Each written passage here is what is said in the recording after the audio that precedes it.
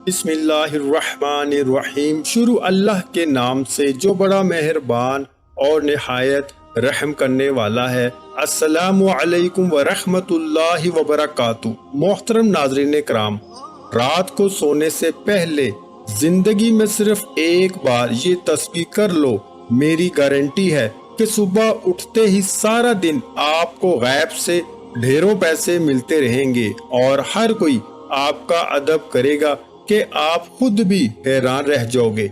मोहतरम नाजरीन और सामीन, रात को बिस्तर पर जाने से पहले यानी रात को सोने से पहले अल्लाह पाक का सिर्फ एक नाम पढ़ लो, फिर अगले दिन देखोगे कि सारा दिन ही आपको गैब से पैसे मिलते रहेंगे और दिन भर पूरी मखलूक आपके साथ अदब से पेश आएगी इंशाअल्लाह। मगर मेरे इस वजीफे पर यकीन सिर्फ वही लोग करेंगे जो कि खुद ही इसको पढ़ लेंगे और इस वजीफे को करेंगे। इंशाअल्लाह आपको बेपनाह मालो दौलत मिलेगी और आपके तमाम मसले देखते ही देखते हल हो जाएंगे, क्योंकि अल्लाह पाक की ज़ात बहुत नवाजने वाली है। अल्लाह पाक की ज़ात बहुत रहीम है, वही रहमान है। दुनिया में भी हम पर रहमत करती है और इंशाअल्लाह आखिरत में भी हम पर रहमत ही करेगी। एक हदीस पाक का मफहूम है कि हजरत अब्दुल्ला बिन अब्बास रज़ी अल्लाह ताला अन्हो से रवायत है कि आप सल्लल्लाहु अलैहि वसल्लम ने फरमाया, अल्लाह ताला ने फरिश्तों को नेकियां और बुराइयां लिखने का हुक्म दिया, इस तरह के जो शख्स भी नेकी का इरादा करता है मगर किसी वजह से इस पर अमल न कर सके तो फिर भी अल्लाह ताला इसे पूरी नेकी शुमार कर लेता है, और जो शख्स इस नेकी के इरादे पर अमल भी कर दे तो इसके हिसाब में एक नेकी के बदले 10 नेकियां लिखी जाती हैं, बल्कि बाज औक़ात तो 700 नेकियां लिखी जाती हैं, जबकि बाज मर्तबा तो इससे भी ज्यादा लिखी जाती हैं। लेकिन इसके बरक्स जो शख्स बुराई का सिर्फ इरादा करे मगर किसी मजबूरी की वजह से इस बुराई को अमल में न ला सके, यानी अल्लाह के खौफ से या किसी और वजह से, तो अल्लाह ताला के यहाँ उसके हिसाब में गुनाह नहीं लिखा जाता। और जो शख्स बुराई का इरादा करके फिर इसे अमल में भी ले आए तो सिर्फ एक बुराई इसके नामा अमाल में लिखी जाती है।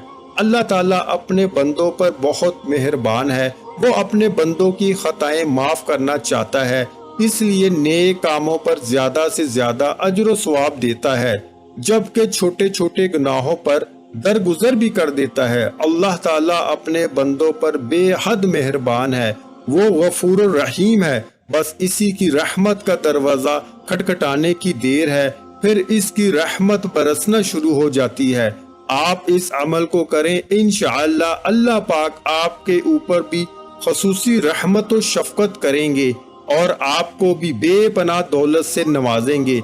इसी तरह एक और रवायत का मफहूम है कि एक शख्स जिसने पूरी जिंदगी में कभी कोई नेक काम नहीं किया था, फिर जब इसका आखिरी वक्त आया तो मौत के वक्त अपने घर वालों से कहने लगा कि जब मैं मर जाऊं तो मुझे जला देना, फिर कुछ राख जंगल में डाल देना और कुछ दरिया में बहा देना और कुछ राख आंधी में उड़ा देना। खुदा की कसम, अगर अल्लाह ने मुझ पर काबू पा लिया तो मुझे ऐसा अजाब देगा जैसा दुनिया में पहले किसी को न दिया होगा। जब वो बंदा मर गया तो इसके बेटों ने अपने बाप की वसीयत के मुताबिक अमल किया। जब वो ये काम कर चुके तो अल्लाह ताला ने दरिया को हुक्म दिया कि इसकी राख को इकट्ठी करो, फिर जंगल को हुक्म दिया और इसी तरह हवा को भी हुक्म दिया। पलक झपकते ही इसकी तमाम राख जमा हो गई। फिर अल्लाह ताला ने इससे जिंदा करके इससे पूछा कि तूने ऐसा क्यों किया। इसने अर्ज किया, परवरदिगार, ये सब मैंने तेरे खौफ से किया और तू ये बात खूब जानता है। इस पर अल्लाह ताला की रहमत जोश में आई और अल्लाह ने इसे बख्श दिया। अगरचा इस शख्स की वसीयत गलत थी मगर अल्लाह ताला ने इसके खौफ की वजह से इसे बख्श दिया, जो इसे क़यामत के दिन अल्लाह के सामने खड़ा होने से था। मोहतरम नाज़रीन, इससे ये साबित होता है कि अल्लाह ताला से खौफ खाना अल्लाह की रहमत को मतवज्जो करता है। अल्लाह ताला की रहमत बहुत वसी व अरीज है, आप जो भी मांगते हो अल्लाह पाक अता करता है। बस आप इस अमल को अच्छी तरह कीजिए انشاءاللہ آپ کو بھی بے پناہ دولت، عزت اور شہرت ملے گی۔ اب مزید وقت ضائع کیے اس عمل کا طریقہ کار جان لیجئے اور کچھ احتیاط بھی جان لیں کہ آپ نے اس عمل کو صرف رات کے وقت کرنا ہے، سونے سے پہلے اس عمل کو کر لینا ہے۔ عشاء کی نماز پڑھ کر اس عمل کو کر لیں، پھر جیسے ہی صبح آپ کی آنکھ کھلے گی تو سارا دن غیب سے مدد اور نصرت ملتی رہے گی۔ یہ عمل بے شک آپ بیٹھے ہیں تب کر لیں یا آپ لیٹ گئے ہیں تب بھی کر لیں، بس عشاء کی نماز کے بعد سونے سے پہلے اس عمل کو کر لیں۔ جیسے ہی آپ کی آنکھ کھلے گی سارا دن دولت اور عزت ملتی رہے گی۔ یہ عمل ابھی میں آپ کو بتاؤں گا، آپ نے اپنی جگہ سے نہیں اٹھنا، اسی جگہ پر بیٹھے بیٹھے آپ نے اس عمل کو کر لینا ہے۔ صرف آپ کے 8 سے 10 منٹ ہی لگیں گے۔ اس پورے عمل کے دوران احتیاط صرف یہ ہے کہ آپ نے بولنا نہیں ہے، بس خاموشی کے ساتھ اس عمل کو مکمل کرنا ہے، پوری توجہ کے ساتھ کرنا ہے اور کامل یقین کے ساتھ کرنا ہے۔ کوئی مرد، عورت، بچہ یا پھر بوڑھا، غرض کوئی بھی اس عمل کو کر سکتا ہے، اس میں کوئی پابندی نہیں ہے۔ اس کے علاوہ اگر آپ پہلے کوئی تسبیح کرتے تھے یا کوئی تسبیح کرتے ہیں، کوئی وظیفہ کرتے ہیں، اس کے فوراً بعد بھی اس عمل کو کیا جا سکتا ہے، اس میں بھی کوئی پابندی نہیں ہے۔ وہم میں نہیں پڑنا کہ ایک وظیفے کے بعد دوسرا وظیفہ کرنے سے شاید کوئی نقصان تو نہیں ہوتا، کچھ بھی نہیں ہوتا، بلکہ آپ کو فائدہ ہی فائدہ ہے، کامیابیاں ہی کامیابیاں ہیں۔ اس کے بعد آپ وظیفہ شروع کریں گے، سب سے پہلے پڑھیں گے اعوذ باللہ من الشیطان الرجیم، بسم اللہ الرحمن الرحیم۔ آپ نے یہ 11 بار پڑھنے ہیں، نماز پڑھ کر وہیں بیٹھے ہیں یا لیٹے ہیں، جیسے بھی آپ کر رہے ہیں، بس آپ نے صرف 11 بار پڑھنا ہے۔ اعوذ باللہ من الشیطان الرجیم، بسم اللہ الرحمن الرحیم، یہ دونوں ایک ہی بار شمار ہوگا۔ پھر آپ درود پاک پڑھیں گے، یہ درود پاک بھی آپ نے صرف 11 بار ہی پڑھنا ہے۔ آپ نے نبی پاک صلی اللہ علیہ وآلہ وسلم کی ذات اقدس پر درود ابراہیمی پڑھنا ہے۔ اللہم صلی علی محمد وعلی آل محمد کما صلیت علی ابراہیم وعلی آل ابراہیم انکا حمید مجید۔ اللہم بارک علی محمد وعلی آل محمد کما بارکت علی ابراہیم وعلی آل ابراہیم انکا حمید مجید۔ اگر میرے کسی بہن بھائی کو یہ درود ابراہیم نہیں آتا تو وہ کوئی سا بھی درود شریف پڑھ سکتا ہے یا صرف اتنا بھی کہہ سکتا ہے صلی اللہ علیہ وآلہ وسلم۔ پھر یہ وظیفہ پڑھنے کا طریقہ کار جان لیں۔ اگر آپ کے آس پاس تسبیح ہے تو آپ اسے اٹھا کر اس کے اوپر شمار کر سکتے ہیں، اگر تسبیح نہیں ہے تو آپ ہاتھ کی انگلیوں کے اوپر بھی شمار کر سکتے ہو، اس میں کوئی پابندی نہیں ہے، بس آپ نے تعداد پوری کرنی ہے۔ پھر آپ نے پڑھنا ہے بسم اللہ الرحمن الرحیم یا ربنا، بسم اللہ الرحمن الرحیم یا ربنا، یہ ایک ہی بار میں شمار ہوگا۔ بسم اللہ الرحمن الرحیم یا ربنا آپ نے یہ 80 بار پڑھنا ہے، یعنی کہ 80 بار بسم اللہ الرحمن الرحیم یا ربنا۔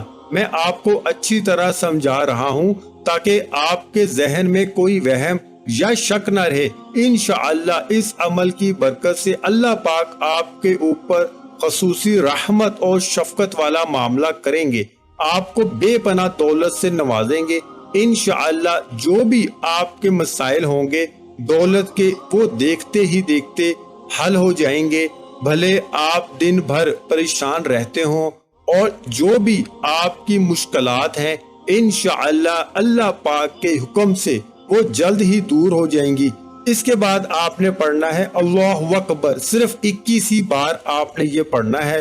ویسے تو ہر انسان کو چاہیے کہ وہ ہر وقت اللہ پاک کا ذکر کرتا رہے، مختلف تسبیحات کرتا رہے، لیکن یہ اس عمل کا حصہ ہے۔ 21 بار آپ نے اللہ اکبر کی تسبیح لازمی کرنی ہے۔ اس کے بعد آپ پھر درود پاک پڑھیں گے، اللہم صلی علی محمد وعلی آل محمد کما صلیت علی ابراہیم وعلی آل ابراہیم انکا حمید مجید۔ اللہم بارک علی محمد وعلی آل محمد کما بارکت علی ابراہیم وعلی آل ابراہیم انک حمید مجید۔ آخر میں بھی آپ نے یہ درود پاک 11 ہی بار پڑھنا ہے، اور اگر کسی میرے بہن بھائی کو یہ درود پاک نہیں آتا تو وہ کوئی سا بھی درود شریف پڑھ سکتا ہے، یا پھر اتنا بھی کہہ سکتا ہے صلی اللہ علیہ وآلہ وسلم۔ اس کے بعد آپ نے دعا بھی خوب دل لگا کر مانگنی ہے۔ دعا کا طریقہ یہ ہے کہ آپ نے دعا میں یہ کہنا ہے کہ اے اللہ مجھے اپنے غیبی خزانوں سے رزق عطا فرما، اے اللہ مجھے غیبی خزانوں سے دولت عطا فرما۔ آپ نے اس طرح اچھی طرح دعا مانگنی ہے، انشاءاللہ اللہ پاک آپ کے اوپر رحمتیں اور برکتیں نازل کریں گے، اور اللہ پاک آپ کو دولت سے نوازیں گے۔ اللہ تعالی ہم سب کی تمام پریشانیاں مشکلیں ختم فرمائے اور ہمیں 5 وقت کا نمازی بنائے۔ محترم ناظرین، اپنے رزق میں برکت، وسعت اور کشادگی کے لیے اللہ کے 99 ناموں میں سے ایک نام کمنٹ باکس میں لازمی شیئر کیا کریں۔ جزاک اللہ۔